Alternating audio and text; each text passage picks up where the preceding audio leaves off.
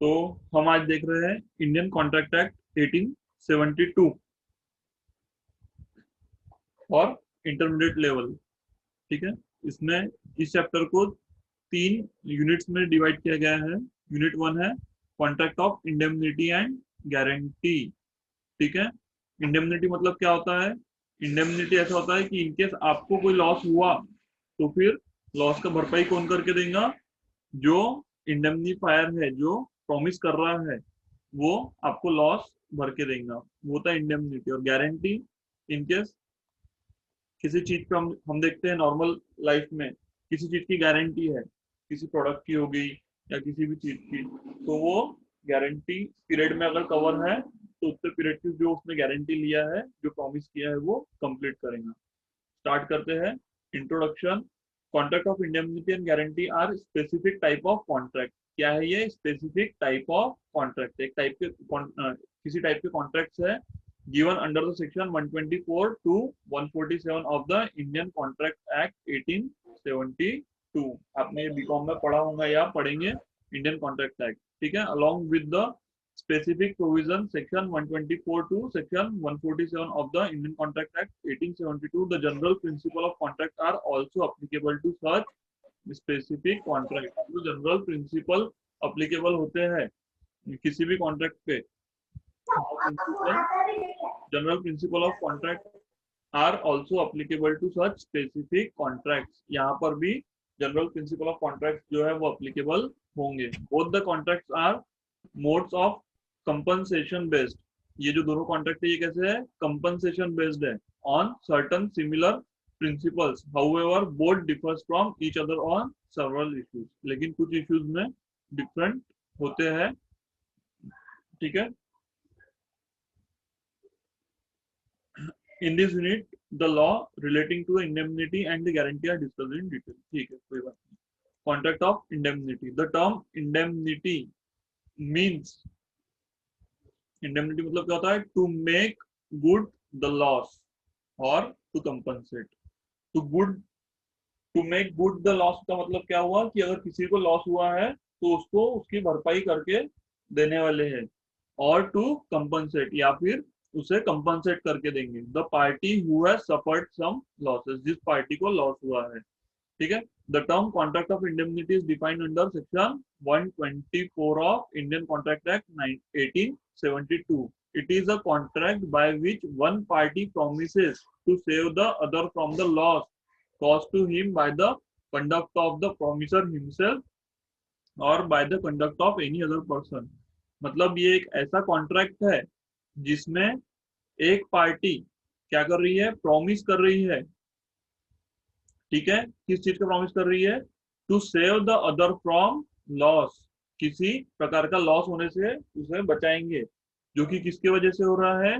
या तो प्रॉमिसर के खुद के वजह से होने वाला लॉस है, या फिर और किसी और पर्सन, एनी अदर पर्सन के वजह से लॉस हुआ। फॉर एग्जाम्पल, एक एग्जाम्पल तो इसका इंडेमनिटी का, कि आपकी कोई एग्जिस्टिंग फर्म है, कोई कंपनी है, और मैं आपसे आपकी फर्म खरीद ले रहा हूँ, बाय कर रहा हूँ, टेक ओवर कर रहा हूँ। तो अब इस केस में क्या होगा? मैं आपसे एक इंडेमनिटी का एग्रीमेंट कॉन्ट्रैक्ट साइन करवा लूंगा कि आज की डेट तक आपने जो कुछ भी किया इस कंपनी में, उसके वजह से अगर इन फ्यूचर कोई लॉस होता है, कोई पेनल्टी आती है, या फिर कोई ऑर्डर हमारी कंपनी के अगेंस्ट में आता है और लाइबिलिटी खड़ी होती है, तो वो कौन बियर करेगा? आप लोग बियर करेंगे। जो एग्जिस्टिंग, जिन्होंने अब तक कंपनी रन किया, वो मैनेजमेंट बियर करेगा, डायरेक्टर शेयर होल्डर बियर करेंगे। तो ये एक एग्जांपल हो गया कॉन्ट्रैक्ट ऑफ इंडेमनिटी का। यहाँ में बुक में भी एग्जांपल दिया हुआ है, क्या कहता है? Example, mister X contract with the government to return to India after completing his study at the university of Cambridge and serve the government for the period of 5 years. If Mr. X fails to return to India, he will have to reimburse the government. It is the contract of indemnity। मतलब क्या हुआ कि mister x India से बाहर पढ़ने गया और वो जाते समय प्रॉमिस करते हुए गया गवर्नमेंट को कि अपनी स्टडी कंप्लीट होने के बाद मैं इंडिया में आके इंडियन गवर्नमेंट को सर्व करूंगा 5 साल के लिए। अगर वो नहीं कर पाता है और वैसा नहीं करता है, और वो अगर इंडेमनिटी का कॉन्ट्रैक्ट करके गया है, तो उसे क्या करना पड़ेगा? रियम्बर्समेंट करना पड़ेगा गवर्नमेंट को। There are two parties in this form of contract, the party who promises to indemnify, जिसने प्रॉमिस किया, हु प्रोमिसेस, जो प्रॉमिस कर रहा है उसको क्या कहेंगे, इंडेमनिटी, इंडेमनीफायर। मतलब ऐसा कि इनकेस अगर जो इस कॉन्ट्रैक्ट में एंटर हुआ है और प्रॉमिस किया है वो इंडेमनीफायर है जो कि भर के दे रहा है loss. Whereas the party who is promise to be saved, who is promise to be saved, जिससे प्रॉमिस किया गया है कि आपको बचाया जाएगा, आपको लॉस भर के दिया जाएगा, उसे कहते हैं इंडेमनीफाइड। या फिर इंडेमनिटी होल्डर, जिसके फेवर में क्या हुआ है, कॉन्ट्रैक्ट हुआ है, उसे क्या कहेंगे, इंडेमनिटी फाइड या फिर इंडेमनिटी होल्डर। वही चीज यहाँ पर टेबल में बताई है। एग्जाम्पल 1 क्या बोलता है, A may contract to indemnify B, whereas the consequences of any proceeding which C may take against B in respect of sum of 5,000 advanced by C to B। अब क्या हुआ है यहाँ पर, क्या हुआ है यहाँ पर, यहाँ पर देखो, बी ए पार्टी है, बी पार्टी है और सी पार्टी है। क्या हुआ है, ए में कॉन्ट्रैक्ट टू इंडेमनीफाई बी, ए ने बी से इंडेमनिटी का कॉन्ट्रैक्ट किया है, ठीक है, against the consequences of any proceeding which C में टेक अगेंस्ट द बी। अगर सी ने कोई क्या किया, प्रोसीडिंग, सी ने बी के अगेंस्ट में कोई अगर एक्शन लिया, किस लिए, in respect of sum of 5,000 advance by C to B, C ने बी को क्या करके रखा है, 5,000 रुपए एडवांस देके रखा हुआ है। In consequence when B who is called upon to pay the sum of money to C, जब बी को बोला जाएगा कि सी को पैसा रिटर्न दे, and C fails to do so, C would be able to recover the amount from the A as provided in the section 124। कैसा है कि यहाँ पर एक इंडेमनिटी का एग्रीमेंट हुआ, ए ने बी को प्रॉमिस किया कि ए और बी के बीच में क्या हुआ है, इंडेमनिटी का एग्रीमेंट हुआ है, ठीक है, कि इनकेस जो, एक सेकंड, यहाँ पर सी में take against the B, A may contract to indemnify B against the consequences of any proceeding which C may take against the B in respect of sum of 5,000 advance by C to B। C ने जो B को पैसा देके रखा है, in the consequence when B who is called upon to pay the sum of money to C fails to do so, B को वापस देना है वो नहीं दे पाया, C would be able to recover the amount from A as provided in the section 124। ठीक है, यहाँ पर क्या बोलता है कि अगर बी से सी ने पैसा मांगा और सी को पैसा नहीं मिला बी से, तो वो किससे रिकवर करेगा, ए से। क्यों, क्योंकि ए ने क्या किया है, इंडेमनिटी कॉन्ट्रैक्ट किया हुआ है, इंडेमनिटी कॉन्ट्रैक्ट किया है कि इन केस आपको लॉस होता है तो लॉस की भरपाई कौन करेगा, मिस्टर ए करेंगे। Example, X a shareholder of a company lost his share certificate. क्या हुआ, एक्स का शेयर सर्टिफिकेट घूम गया, he applied for the duplicate, duplicate के लिए अप्लाई किया, the company agreed to issue the same on the term that X will compensate the company against the loss where any holder purchases the original certificate। Here there is a contract of indemnity between X and the company। कैसा होता है कि in case आपका share, आप company में XYZ limited, इसमें आप क्या है, मिस्टर एक्स शेयर होल्डर है। अब आपने शेयर होल्डिंग लिया तो कंपनी आपको क्या देती है, शेयर सर्टिफिकेट देती है। अब क्या हुआ, कुछ समय बाद आपका शेयर सर्टिफिकेट घूम गया, आप कंपनी के पास गए और कंपनी को आपने बोले कि मुझे डुप्लीकेट शेयर सर्टिफिकेट चाहिए, तो कंपनी बोलेंगी कि यस हम आपको डुप्लीकेट देते हैं, लेकिन आपको हमें एक कॉन्ट्रैक्ट करना होगा, आपको हमें एक इंडेमनिटी का जो कॉन्ट्रैक्ट है वो एंटर होना पड़ेगा, और आपको प्रॉमिस करना पड़ेगा कि इनकेस आपसे जो शेयर सर्टिफिकेट घुमा है उसकी वजह से इनकेस किसी को लॉस होता है तो वो लॉस आप बियर करेंगे, आप भर के देंगे। ठीक है, example 3, X may agree to indemnify Y, X ने एग्री किया कि वो इंडेमनीफाई किसे करेगा, वाई को, फॉर द लॉस और damage that may occur if a tree on Y's neighbouring property blows over, जो क्या हो रहा है, कोई अगर डैमेज होता है, लॉस या डैमेज होता है किस वजह से, कि अगर वाई के खुद के वाई की जो नेबरिंग प्रॉपर्टी है उसके ऊपर में जो ट्री है उससे अगर कुछ नुकसान हो रहा है वाई को, तो एक्स क्या करेगा, एक्स भर के देगा। If the tree then blows over and damage Y's fence, और वाई की अगर फेंसिंग खराब होगी एक्स के ट्री के वजह से, तो एक्स क्या करेगा, x will be liable for the cost of fixing the fence. ये क्या हुआ उनके बीच में, कॉन्ट्रैक्ट ऑफ इंडेमनिटी। ठीक है। Analysis, to identify means to compensate or make good the loss. Indemnity, indemnity, indemnify means क्या है, इंडेमनीफाई मीन्स कंपनसेट करना या फिर make good the loss. Thus under a contract of indemnity the existence of loss is essential. Existence of loss होना चाहिए, ये essential element है। अगर एग्जिस्टेंस लॉस नहीं होता है तो इंडेमनीफाई करने की जरूरत है क्या, नहीं। Unless the promisee has suffered a loss, जिसे प्रॉमिस किया गया है। अब ये कंसेप्ट क्लियर कर लो, जो प्रॉमिस कर रहा है वो क्या कहलाएगा, प्रॉमिसर, और जिससे प्रॉमिस किया गया है उसे क्या कहते हैं, प्रॉमिसी। तो जब तक के promisee, unless the promisee suffers a loss, he cannot hold the promiser liable on the contract of indemnity। जब तक के जिसे प्रॉमिस किया गया है प्रॉमिसी को लॉस नहीं होता है, तब तक के प्रॉमिसर को लॉस भर के देना पड़ेगा क्या, नहीं।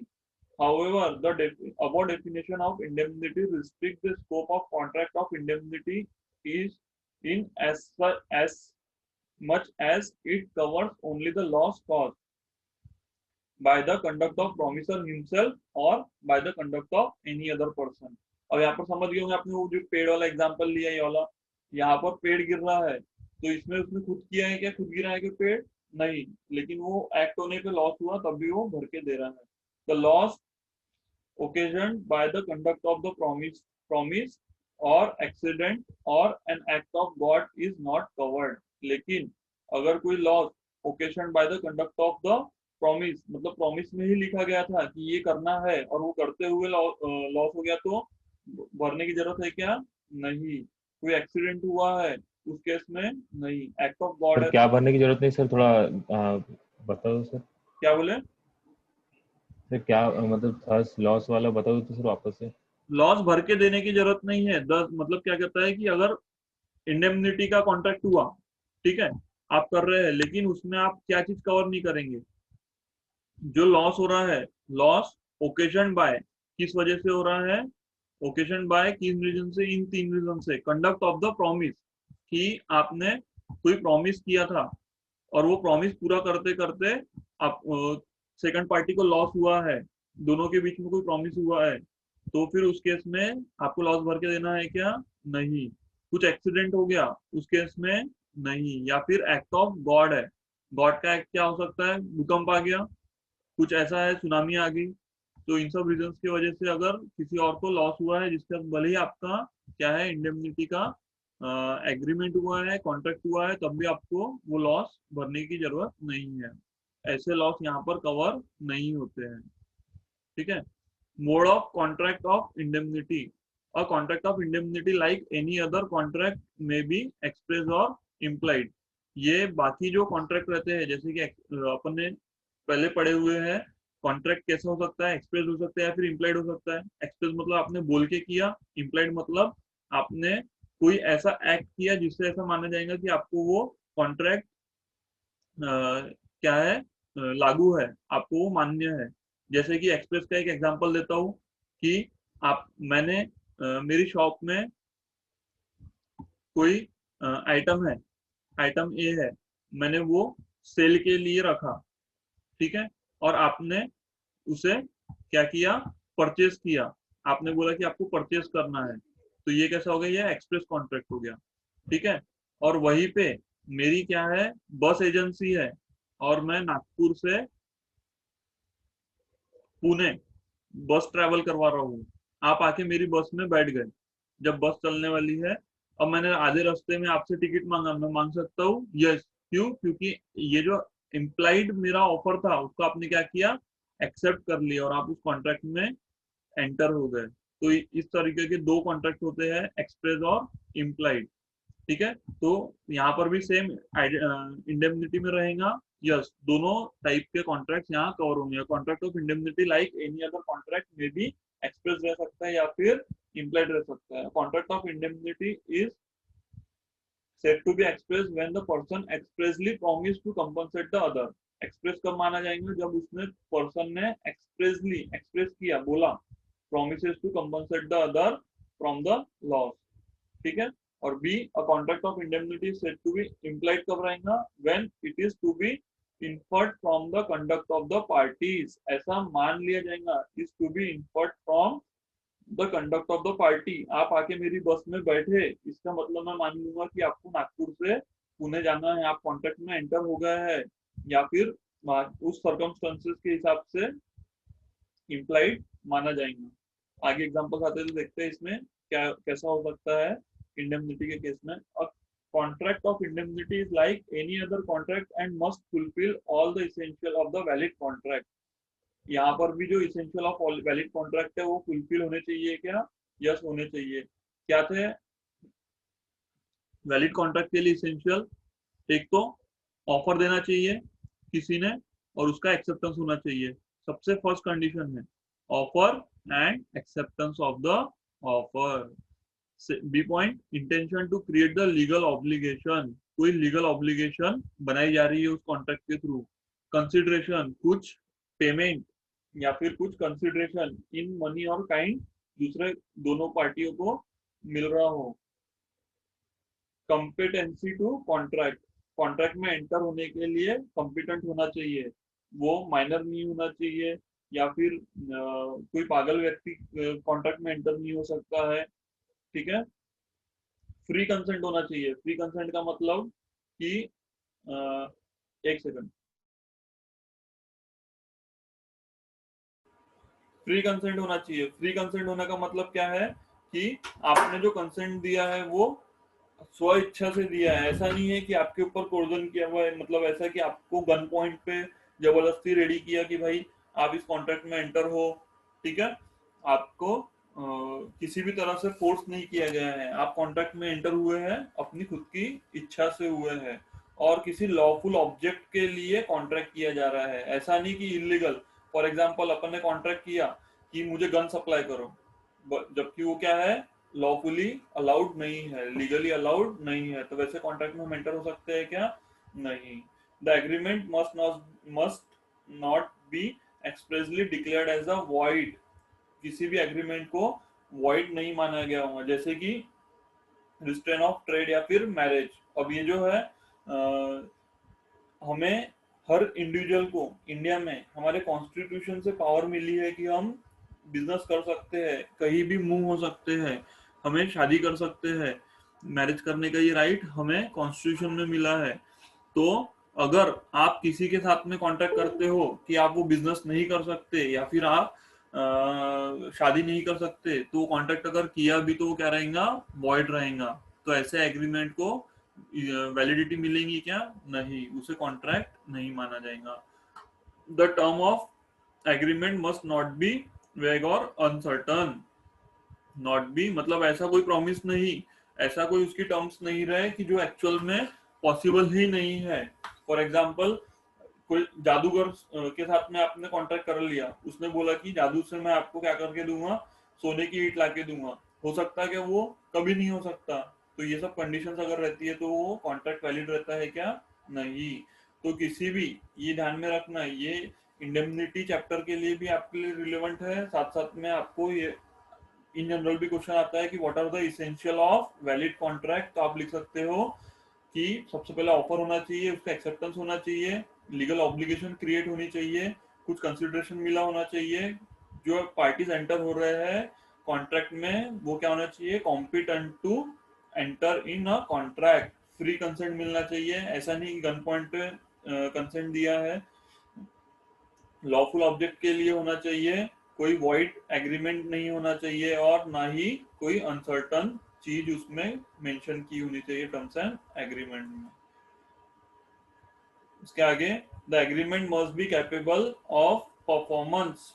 Agreement to do an impossible act is void. कोई अगर इम्पॉसिबल एक्ट करने के लिए बोल रहा है तो वो क्या रहेगा, वॉइड रहेगा. किसी ने जैसे कि एग्रीमेंट किया कि मैं मर के वापस जिंदा होऊंगा तो मुझे तेरी प्रॉपर्टी दे देना. ऐसा हो सकता है कि मर के जिंदा वापस हो सकता है? नहीं. तो जो चीज हो ही नहीं सकती और उस चीज के लिए अगर बात कर रहा है, किसी इम्पॉसिबल एक्ट के लिए बात कर रहे हैं, तो वो क्या रहेगा, वॉइड रहेगा. और ये लीगल फॉर्मेलिटीज, किसी भी कॉन्ट्रैक्ट एंटर होने के लिए जो लीगल फॉर्मेलिटीज है वो कंप्लीट करना पड़ेगा.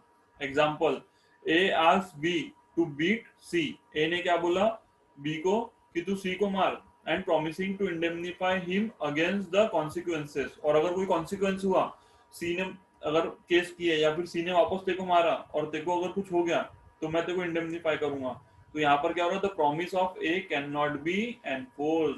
ए ने जो बोला है, इंडेमनिटी कॉन्ट्रैक्ट किया, बोला कि तू बी को बोला कि तू जाके सी को मार और तेको कुछ हुआ या कुछ भी चीज हुई तो मैं इंडेमनीफाई करूंगा. तो ये सही है क्या? नहीं. सपोज, लेकिन अगर सपोज करो बी ने यहाँ पर सही में सी को मार दिया, beat C and is fine 1000. B can not claim this amount from the A. अगर बी को अगर फाइन हो गया मारपिटाई की वजह से, तो वो ए से ले सकता है क्या वापस, इंडेमनीफाई करके ले सकता है? नहीं, because the object of the agreement is unlawful. Object जो है एग्रीमेंट का वही अनलॉफुल है. और कॉन्ट्रैक्ट ऑफ फायर इंश्योरेंस और marine insurance is always a contract of indemnity. हम जो इंश्योरेंस देखते हैं ना, फायर इंश्योरेंस या मरीन इंश्योरेंस, ये क्या रहते हैं, contract of indemnity.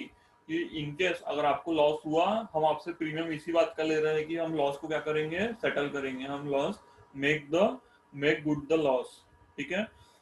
But there is no contract of indemnity in case of contract of life insurance. लेकिन जो लाइफ इंश्योरेंस है उसको माना गया है, कॉन्ट्रैक्ट ऑफ इंडेमनिटी नहीं माना गया है. ठीक है. Right of indemnity holder when suit. क्या कहता है, the promisee in a contract of indemnity acting with in the scope of his authority. Promisee मतलब ये कि जिसे प्रॉमिस किया गया है वो क्या कर रहा है, acting with in the scope of his authority. जितनी उसको ऑथोरिटी है उसमें ही काम कर रहा है. Is entitled to recover from the promisor या फिर इंडेमनीफायर. क्या क्या रिकवर कर सकता है, अगर उसने प्रॉपर अपनी अथॉरिटी में काम किया है तो उसे क्या क्या मिलेगा, क्या राइट्स है. ऑल द डैमेजेस, जो भी डैमेजेस उसे हुए हैं, which he may be compelled to pay in any suit in respect of any matter to which the promise to indemnify applies.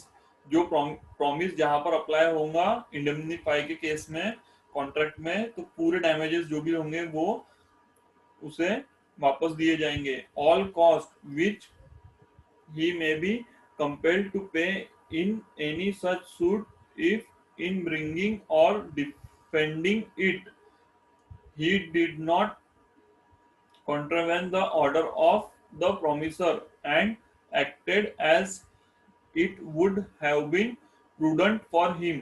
वो कॉस्ट उसके लिए प्रूडेंट थी, करना जरूरी थी. To act in the absence of any contract of indemnity or if the promisor authorized him to bring or defend the suit. अब ये काय के खर्चे हैं सब, जब इनकेस क्या हुआ, प्रोमिसी को क्या करना पड़ा, केस करना पड़ा. ठीक है. ये जो डैमेजेस किस केस में बोल रहा है, सूट जब फाइल किया, केस फाइल किया, उस केस में कुछ भी खर्चे जो हुए हैं, किस केस में हुआ है, जब आपने सूट फाइल किया, केस फाइल किया, उससे रिलेटेड कोई खर्चे हुए हैं. अब क्या हुआ, आप हो मिस्टर ए, आपने क्या किए, आप मिस्टर ए हो, आपने क्या किया, मिस्टर बी से, ए ने बी से क्या किया, इंडेमनिटी का कॉन्ट्रैक्ट किया. अब क्या हुआ, बी को लॉस हो गया. अब लेकिन ए भर के नहीं दे रहा. अब ए बी को क्या करना पड़ेगा, कोर्ट में जाना पड़ेगा. अब ये कोर्ट में चला गया, ये कोर्ट में चला गया और केस फाइल किया ए के अगेंस्ट में. अब ये केस लड़ने के लिए जो इसे खर्चा आया वो भी मिलेगा, और एक्चुअल में ये जो लॉस हुआ, डैमेज हुआ, ये भी मिलेगा. ठीक है.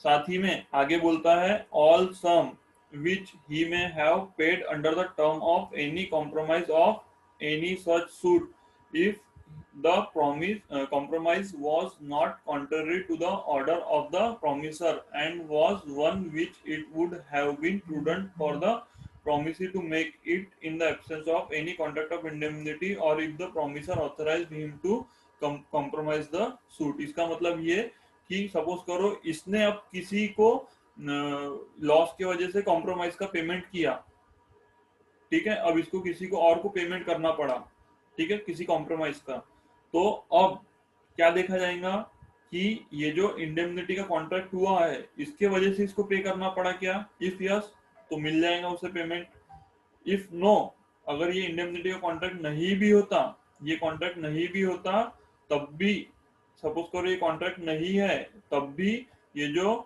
क्या हुआ है कॉम्प्रोमाइज हुआ और पेमेंट करना पड़ा है बी को किसी थर्ड पार्टी को, तो फिर इन दैट केस वो जाके मांग सकता है क्या, ए से नहीं मांग सकता, ठीक है। एनालिसिस इसी को अपन अच्छी से समझते हैं, क्या कहता है, we can understand from the above provision that a contract of indemnity the promisee indemnity holder acting within the scope of his authority, ये क्या हुआ, प्रोमिसी जो कि इंडेमनिटी होल्डर है उसने क्या किया है, अपने स्कोप ऑफ अथॉरिटी में रह के काम किया है, is entitled to recover from the promisor, उसको क्या क्या मिलेगा, सभी डैमेजेस विच ही में be compelled to pay in any suit, जो केस फाइल किया उस जिस केस के लिए डैमेजेस हुए हैं, सारे डैमेजेस केस लड़ने के लिए ऑल कॉस्ट जो लगी है विच he may have been compelled to pay in bringing and defending the suit and all sums which he may have paid under the terms of compromise of the suit, compromise of suit में जो उसको भरना पड़ा है। It may be understood that the rights contemplated under section 125 are not exhaustive, यहाँ पर जो right दिए हुए सेक्शन 125 में ये क्या है, एग्जॉस्टिव है क्या, इसका मतलब कि सिर्फ इतने ही राइट है क्या, नहीं, इसके अलावा भी और कुछ उनके कॉन्ट्रैक्ट में एग्रीमेंट में अलग से लिखा होगा तो वो भी रहेगा। The indemnity holder identified has other right besides those mentioned above, जो ऊपर बोले हैं इसके अलावा भी कुछ राइट्स रह सकते हैं, if he has incurred a liability and that liability is absolute, he is entitled to call upon his indemnifier to save him from the liability and pay it off। इसके अलावा अगर कोई और लाइबिलिटी किसकी, promisee के ऊपर अगर आ गई है कि इस इंडेमनिटी के कॉन्ट्रैक्ट के वजह से, तो फिर वो लाइबिलिटीज भी प्रोमिसर को, इंडेमनिफायर को क्या करना पड़ेगा, भर के देना पड़ेगा। Please note that the Indian contract act is silent about the rights which the indemnifier has on carrying out his promise to indemnify, but they are similar to the rights of surety under section 141। ये surety का अपन आगे पढ़ेंगे, तो क्या कहता है कि यहाँ पर साइलेंट इंडियन कॉन्ट्रैक्ट एक्ट लेकिन surety में सेक्शन 141 में दिया हुआ है, अपन आगे पढ़ने वाले हैं वो तब कवर हो जाएगा। When does the liability of indemnifier commence? Indemnifier की liability कब चालू होती है, ठीक है। Although the Indian Contract Act 1872 is silent on the time of commencement of the liability of indemnifier, however, on the basis of judicial pronouncement मतलब जो court के लॉ केस लॉ हुए हैं अब तक के, it can be stated that the liability of indemnifier commence as soon as the liability of indemnifier holder become absolute and certain। तो ये लाइबिलिटी क्या हुई है, as soon as the liability absolute या फिर सर्टन हुई है, एब्सोल्यूट मतलब कंफर्म हो गई कि लाइबिलिटी है इंडेमनिफायर के ऊपर, प्रोमिसी के ऊपर कोई लाइबिलिटी एब्सोल्यूट है जो फाइनल हो चुकी है, और सर्टन है, उसका अमाउंट सर्टन है कि कितने अमाउंट की है, उस केस में क्या होगा, इंडेमनिफायर क्या करेगा, भर के देगा।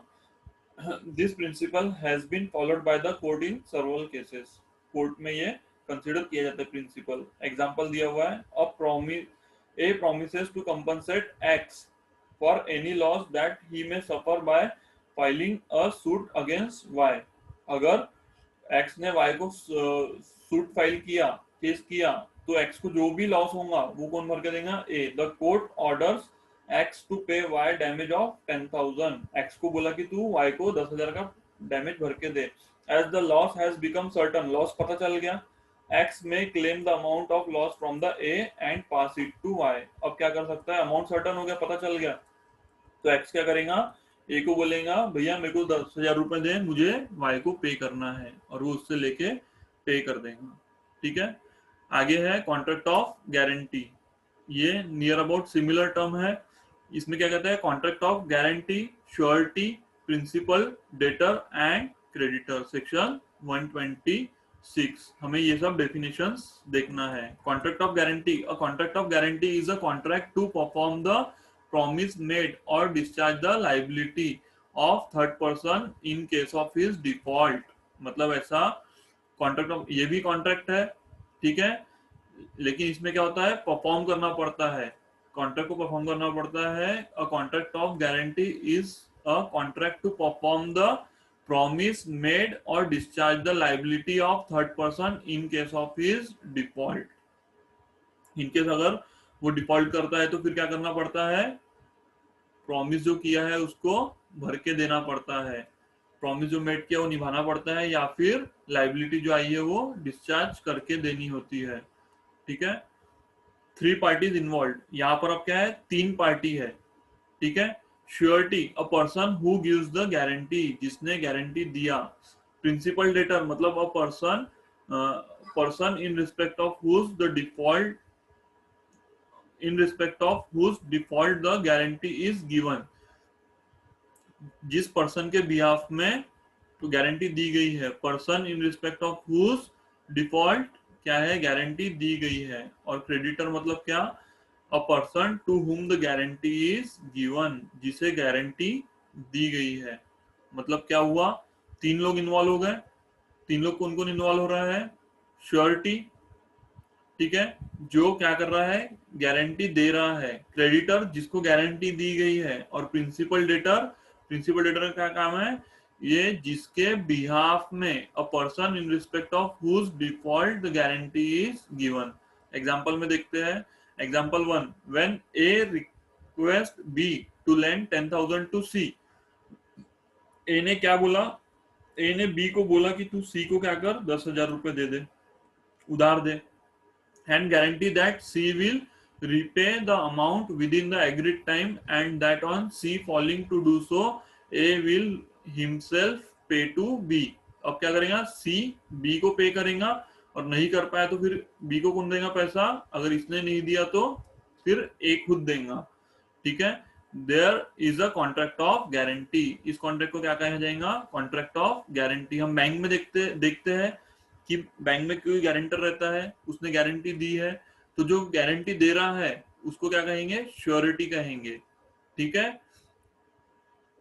क्रेडिटर कौन है, बैंक, ये कौन है, आपने जिसने गारंटी दी है, और प्रिंसिपल डेटर मतलब जो बोरोअर है, जिसके बिहाफ में आपने गारंटी दी है।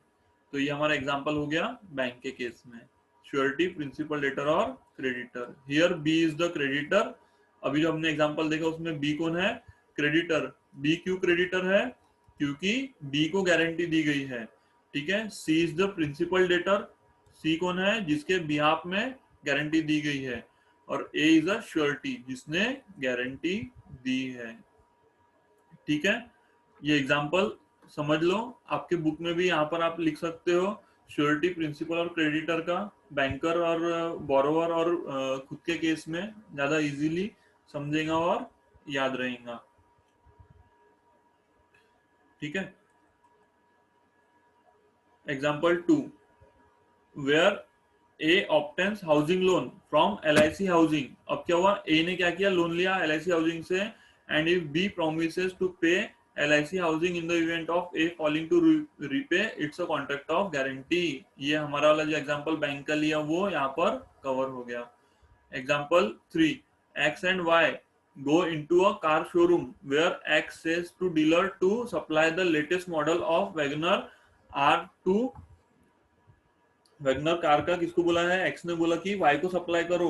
इन case of Y failure to pay, अगर वाई पैसा नहीं दे पाया, X will paying for it. This is the contract of guarantee because X promises to discharge the liability of Y in case of his default. क्योंकि X ने क्या बोल दिया कि Y ने पैसा नहीं दिया तो कौन देगा, मैं दूंगा. आप किसी शॉप में गए, आप किसी शॉप में कपड़ा लेने गए हैं, ठीक है, कपड़े की शॉप है, वहां पर X और Y दोनों गए, ठीक है, ये शॉप है, शॉप में किसकी पहचान है, X की पहचान है. अब Y को कुछ कपड़ा लेना था तो Y के पास पैसा नहीं था, X ने बोला दुकानदार को आप Y को दे दो, उसने नहीं दिया तो मैं गारंटी लेता हूँ, पैसा मैं दूंगा. इसे क्या कहेंगे, एक्सप्रेस. एक्सप्रेस किया हुआ है, उसने खुद से एक्सेप्ट किया हुआ है, एक्सप्रेस कॉन्ट्रैक्ट रहेगा. उसने बोल दिया कि वाई ने पैसा नहीं दिया तो मैं दूंगा, भले ही रिटर्न नहीं रहे. कॉन्ट्रैक्ट ओरल रह सकता है, यस 100% रह सकता है, ओरल कॉन्ट्रैक्ट हो गया. इस केस में एक्स को पैसा भर के देना पड़ेगा इनकेस वाई फेल होता है देने में. तो analysis from the definition it can be analyzed that the guarantee is a promise to pay a debt owned by the third person. Guarantee क्या है, जो डेट किसी और थर्ड पर्सन का है वो पे करने का प्रॉमिस. अगर थर्ड पर्सन ने पे नहीं किया तो कौन पे करेगा, मैं पे करूंगा, श्योरिटी पे करेगा. In case of latter does not pay, any guarantee given may be oral or written. जैसे मैंने आपको एग्जांपल दिया, कपड़े की दुकान में जाके बोला भैया कपड़ा दे दो इसे, अगर इसने पैसा नहीं दिया तो मैं दे दूंगा, उस केस में ओरल हो गया. रिटर्न किस केस में, बैंक के केस में गारंटी का एक एग्रीमेंट लेटर अपन साइन करके देते हैं, वो रिटर्न गारंटी होगी. From the above definition it is clear that in a contract of guarantee it is a tripartite. Tripartite का मतलब क्या होता है, तीन पार्टी, थ्री पार्टीज इन्वॉल्व है, इसलिए ट्राइपार्टीट बोल रहा है. Agreement between the principal debtor creditor and surety. There is in fact three contract. Actual में क्या हो रहा है, तीन कॉन्ट्रैक्ट हो रहा है. फर्स्ट प्रिंसिपल कॉन्ट्रैक्ट बिटवीन किसके बीच में रहेगा, प्रिंसिपल डेटर एंड क्रेडिटर के बीच में, जिसने लोन लिया या उधार लिया.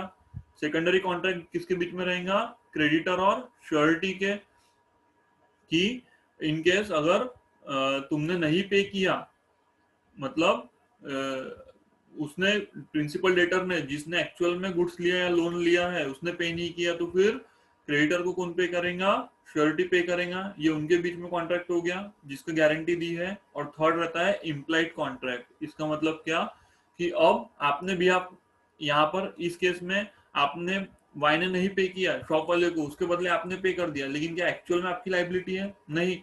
बोलता है वाई नहीं पे कर पाए इसलिए आपने पे किया, अब आप वाई से वापस ले सकते हैं, यस ले सकते हैं. तो ये क्या हो गया, ये थर्ड कॉन्ट्रैक्ट हो गया between the surety and the principal debtor whereby the principal debtor is under an obligation.